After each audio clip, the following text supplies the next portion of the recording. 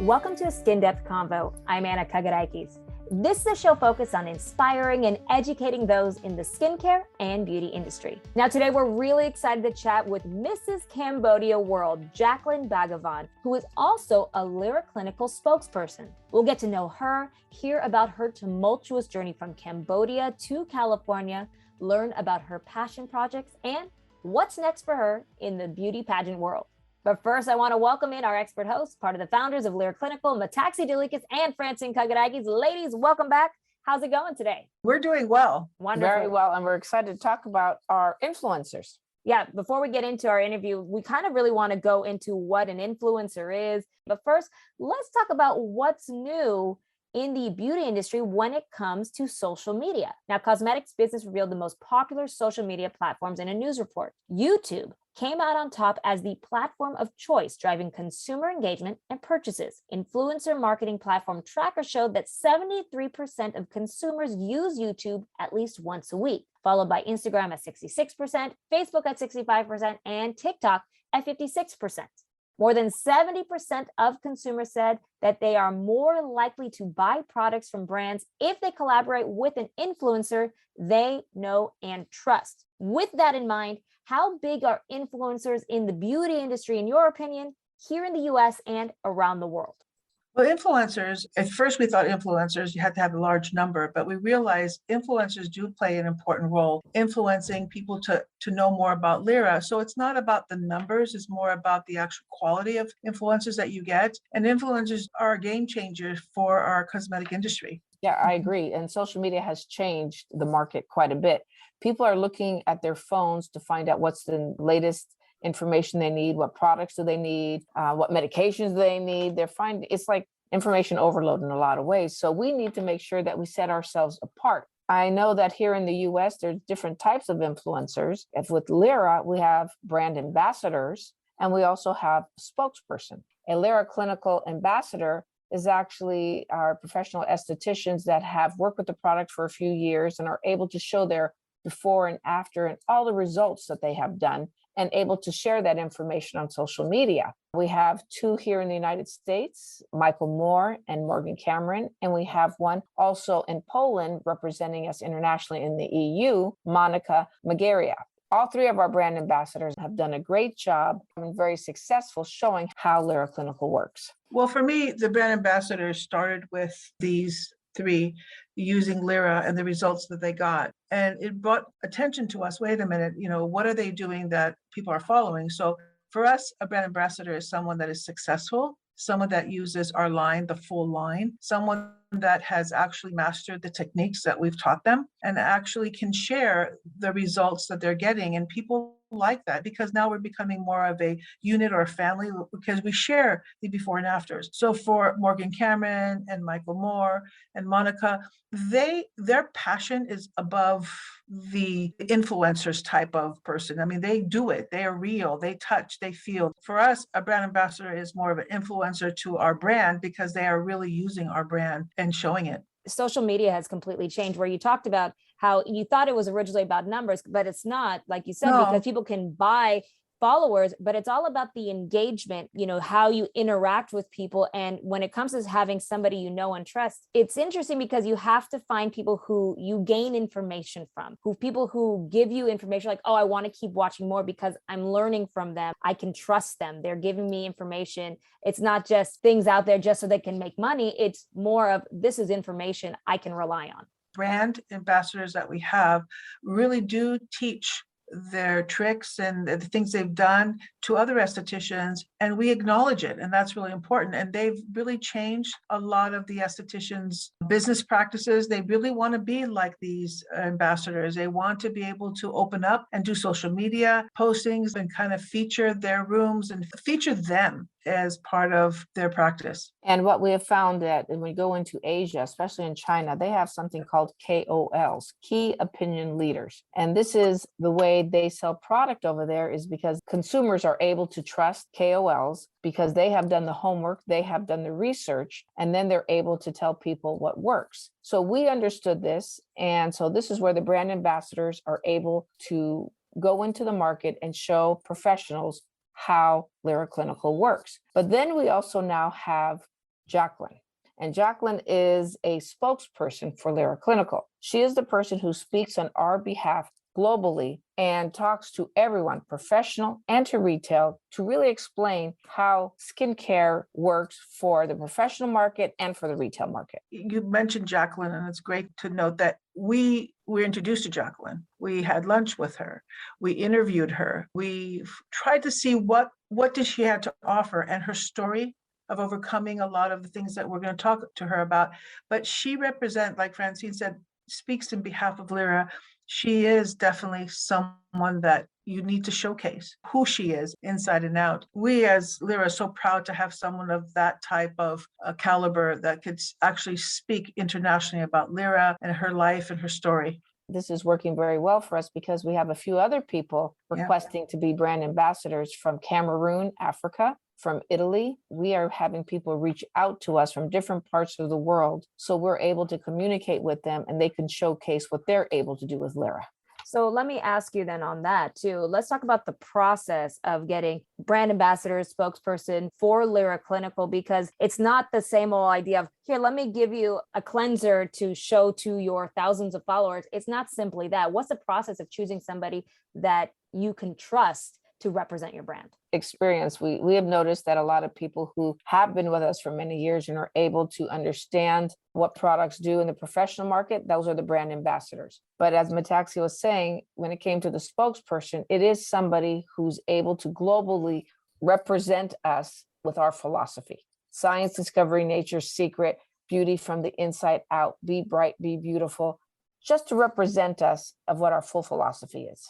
The brand ambassador for us, the qualifications is not someone that just started with Lyra, someone that actually has mastered, who has gone through the protocols, who've actually submitted before and after, who can actually speak to an esthetician coming aboard, understanding that there's so many different things they could do with the Lyra products, the back bar, the retail side of it. You know, you can only do so much in your clinic. You want to be able to support their results at home and home treatments. The philosophy is definitely the root of picking a brand ambassador. It's important to understand that we're on the same page. So these people have successfully done a wonderful job. And the ones that are right now being interviewed are also ones that, you know, need to be able to qualify. And I think that's important. We just don't want to have a lot of brand ambassadors. We want to have quality of the ones we pick so that we're supporting them and they're supporting us.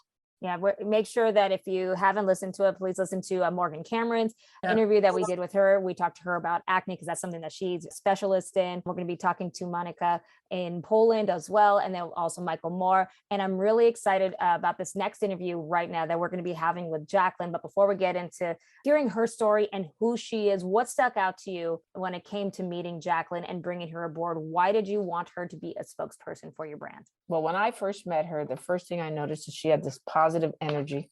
What was very exciting for us, she is an esthetician, so she knew exactly who our clients are, and she understood skin very, very well. And she's somebody that was able to get the message out about be bright, be beautiful. I don't think when I met her, friend, I have to agree with you, she didn't have a ceiling to what she was going to accomplish. She can do anything. She had some bad situations in her life, but she overcame them, but she has no ceiling. And her life is full of learning and experiencing and sharing it. And I learned from her is that I enjoy every day because she's given me that, like you said, that positive feeling, like there's nothing that I can't do. She really came out with that message of believing in yourself and move forward. We're all going to have complications in life, but you need to keep moving forward. Yeah. Well, I'm really excited to get to know Jacqueline. She is truly a beauty from the inside out. But before we get to the interview, here's a word from Lyra Clinical.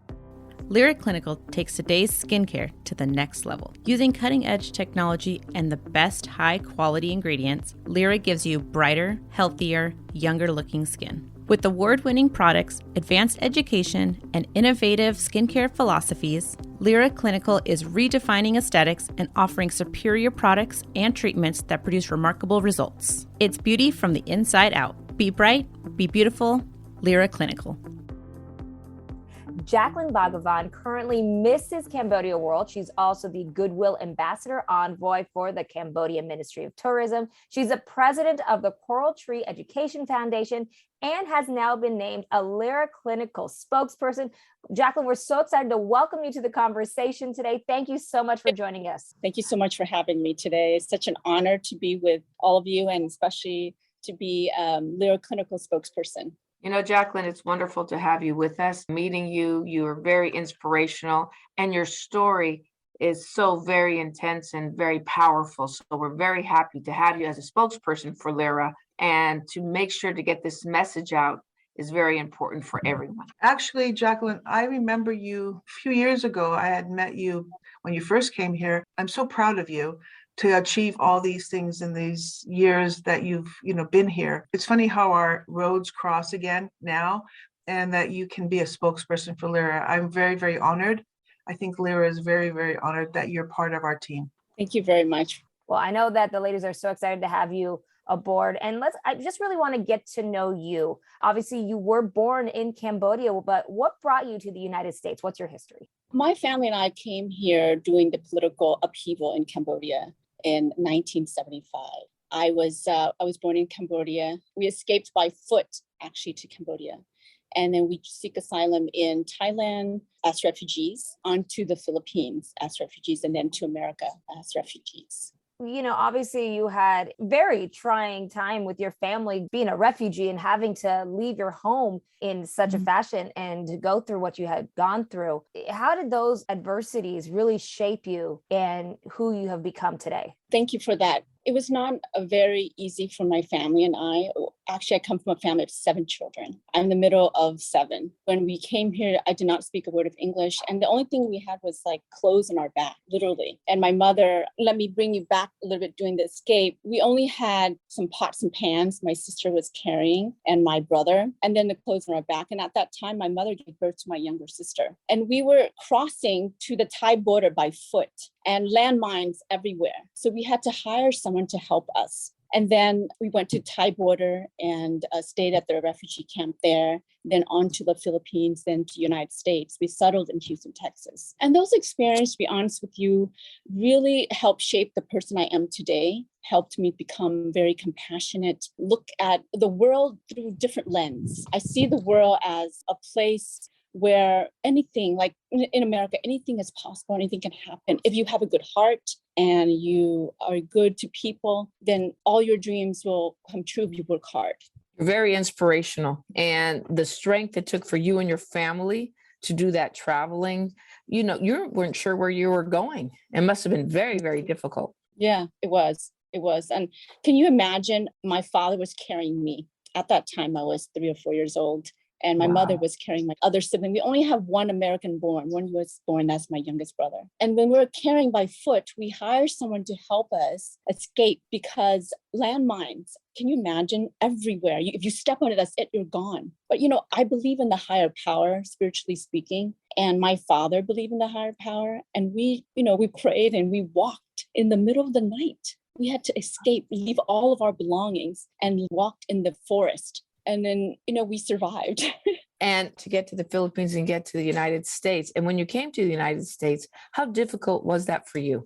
I think the language and the culture was a big shock for us, not knowing a word of English. Although I did learn some things in the Philippines refugee camp, but still I was having issues learning the language. And same with my parents, they were already in their late 40s when they came here. So it was very difficult for them to make that transition into the American culture. You said the higher being, there was a destiny for you, and the destiny was for you to come and take advantage of all the opportunities in America, but also give back. And I think your story is very valuable because you can't give up. You have to keep going and have a positive mindset, because there's reasons why we go through our journeys, but the positive that we come out of these journeys is what I think makes us who we are. And I think when talking to you, we connected right away with you because you really have made a negative situation such a positive result for other people, for your family,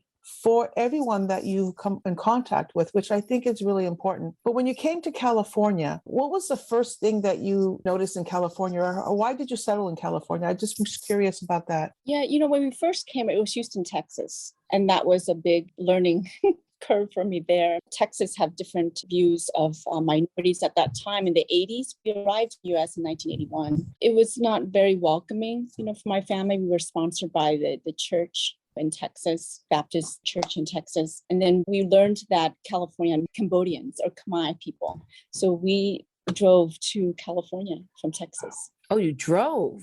Yeah, we drove. And my sister and my two elder sister and brother, they flew because someone at the church sponsored them to come to California. So they got them a plane ticket and bunch in a car, in a Volkswagen, some car.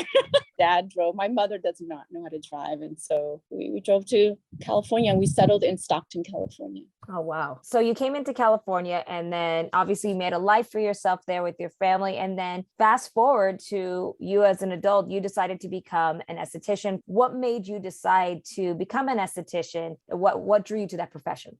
I wanted to add something to that. First of all, I have some learning problem, dyslexia. So I overcame that, as a young person. I struggled really in math, struggled in so many things, but I've always had that, girl with a smile. I just love to smile. I love people. And no matter I have that sort of handicap, or that the problem, I still approach life as, positive. And then fast forward how I got into the aesthetic fields because I really love helping people make them beautiful. I'm crazy about skin. I should have gotten into being a dermatologist, but I just love esthetician, more of a hands-on, like connection with the customers. And that's why I love it so much because it's just, beauty of the skin and then how I can touch and heal someone.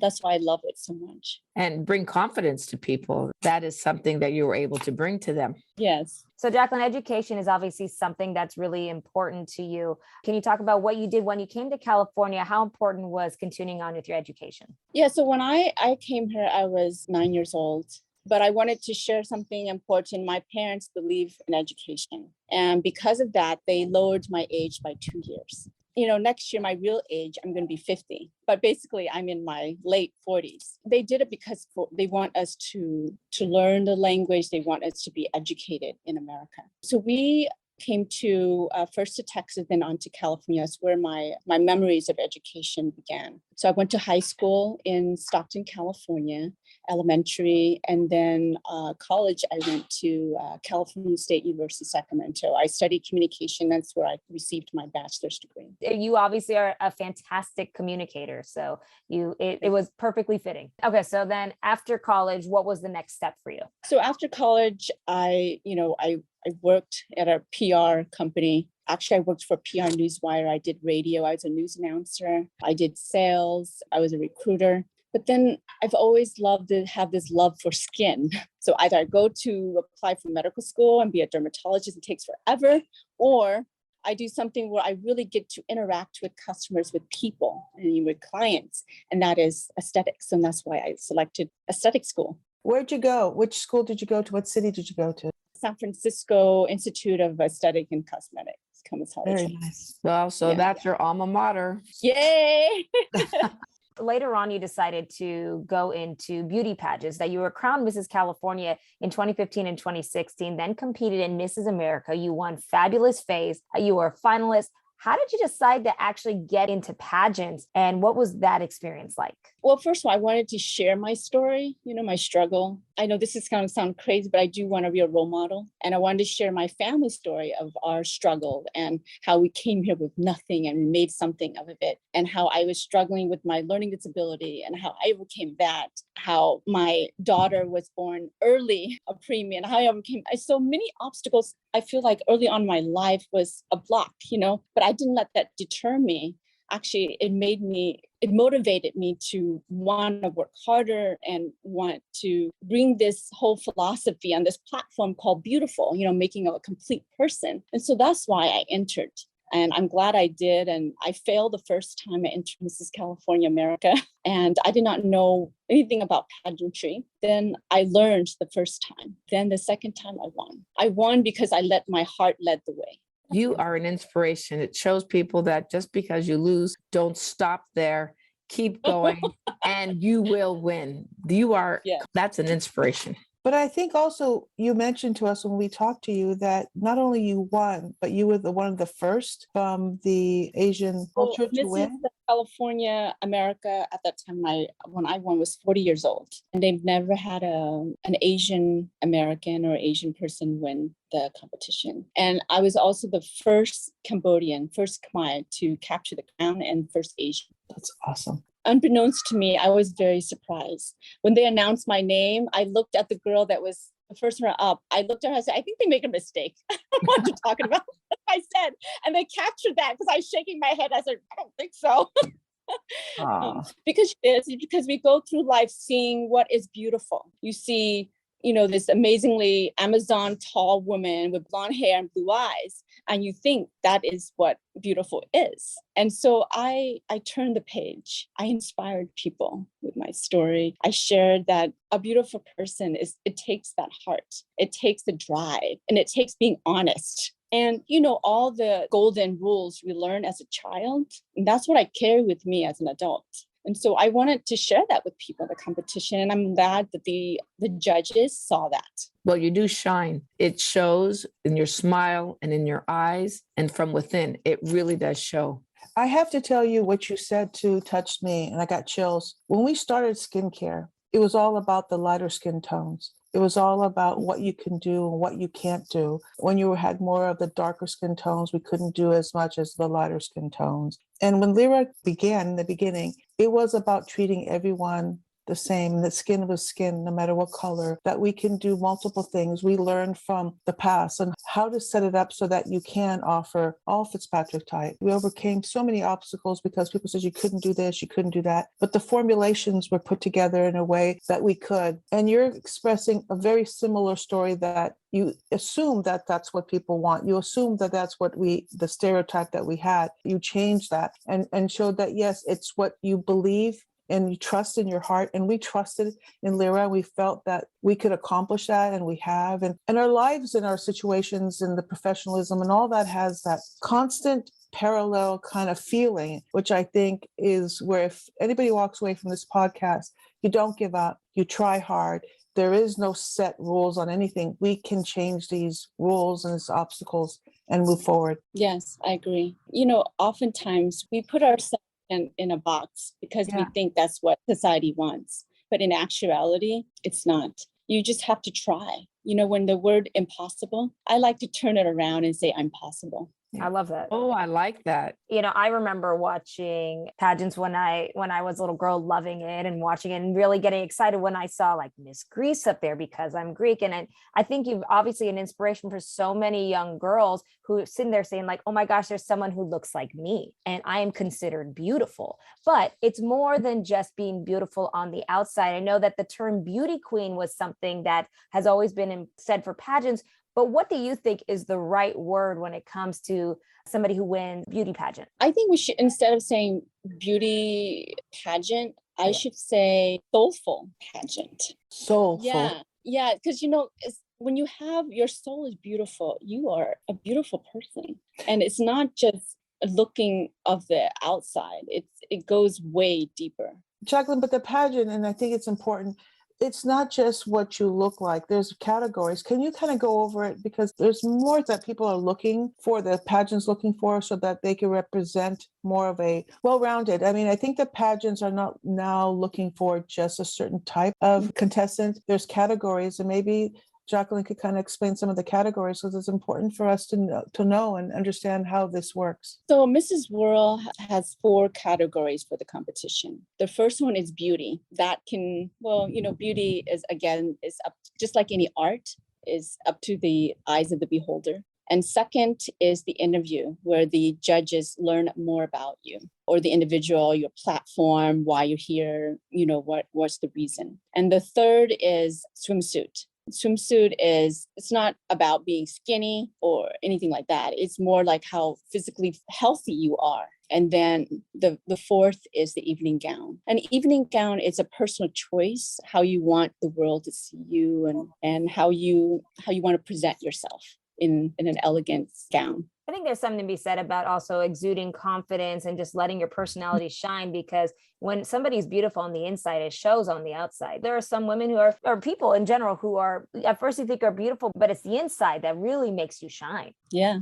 I think that brings it back down to the soul, as you said, something from the inside out. And it does matter, because you can put any face cream on you want, you can do whatever you need to do, but it does show when somebody has that positive energy from within and they are able to talk to you, see you, walk into the room with an evening gown, whatever, and you're able to see that energy come out in that person. And I think that is what I'm seeing, Jacqueline, when you're saying it's like from the soul, you are able to see it. You could see it in a picture. You can see it when you're talking to someone. So it does make a big difference. And that positive energy and that energy of giving back is very, very important. And that is the way we should be seeing everyone today. Yes. We're here in this world to do a few things, and that is to learn different lessons and then to give back and teach what you've learned. And that's the reason why I partner with you as the spokesperson for Lyra, is because of that giving back and because of being real and true and being honest with yourself, and then sharing it, that knowledge, teaching them about facials or peel. And that's why I fell in love with Lyra.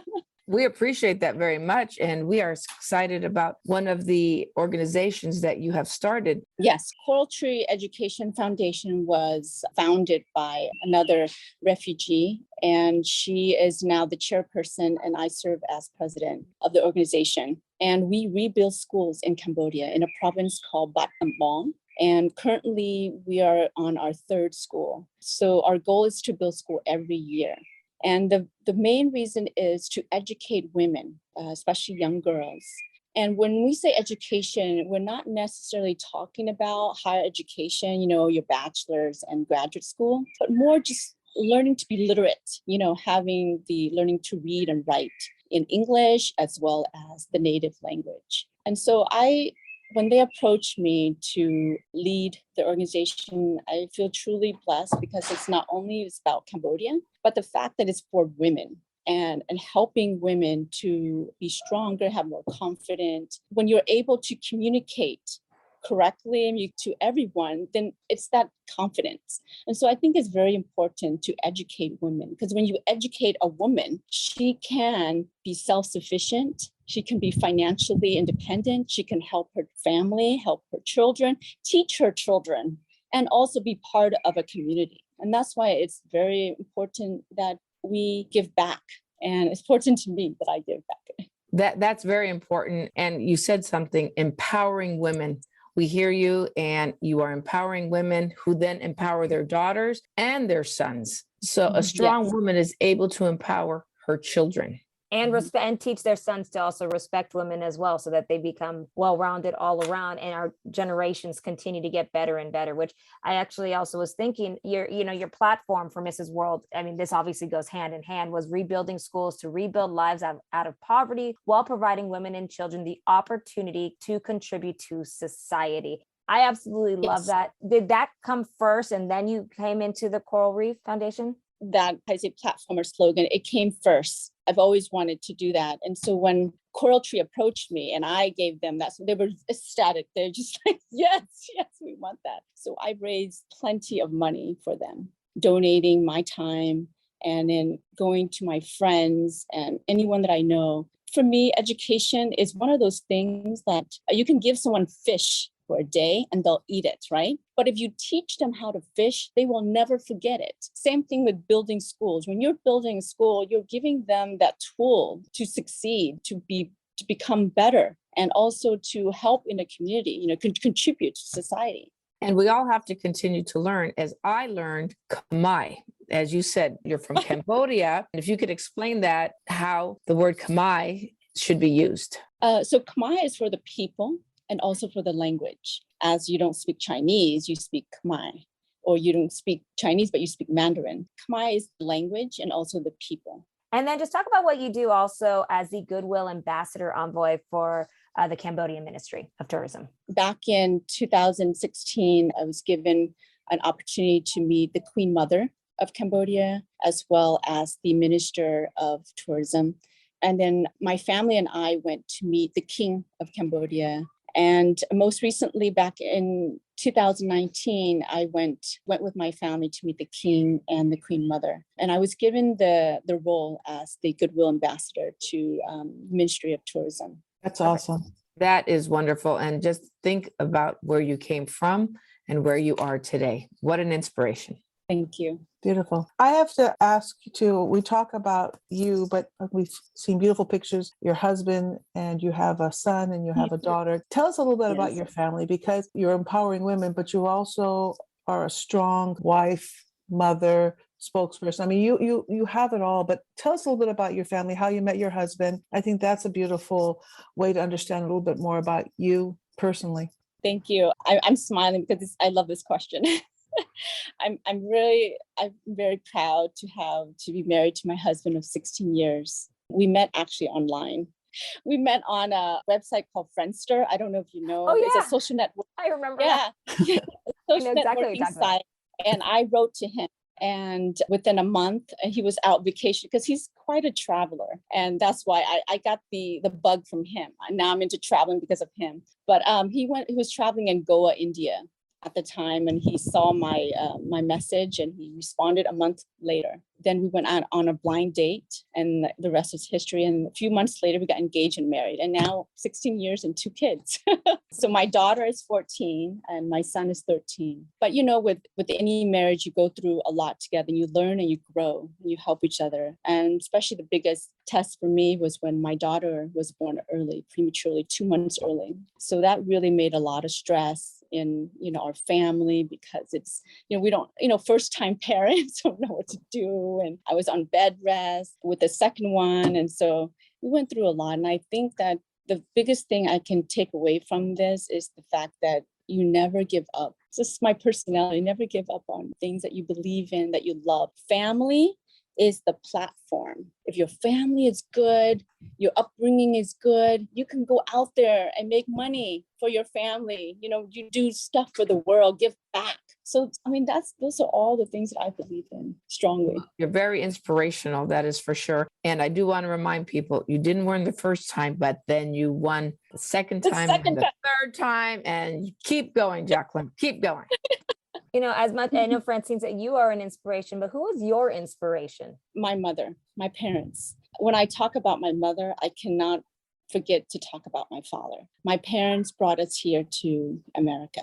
And my mother, having had not knowing any English and 7 children, actually she started with 9 children and 2 died. And so my mother, I say, is the biggest influence and my role model. And in addition to that, I have many role models. And now I'm meeting, the Lyra team, all ladies. Women have made huge impact in my life. My foremost, I would say, my mother. Love the answer. And with everything going on in the world right now, I hope you know that you're inspiring everyone. Move forward, be strong. There's something to move forward for. Don't give up.